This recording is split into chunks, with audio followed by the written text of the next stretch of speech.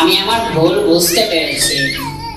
আমাকে একটু সময় দাও, আমি বাবুল অ্যান্ডারসের গিফটগুলো এখনই ফিরিয়ে আনছি।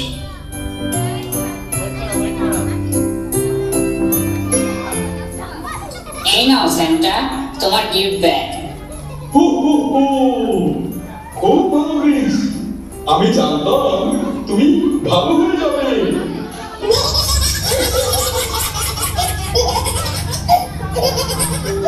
বাচ্চাদের হাসি দেখে আমার সত্যি অনেক ভালো লাগছে।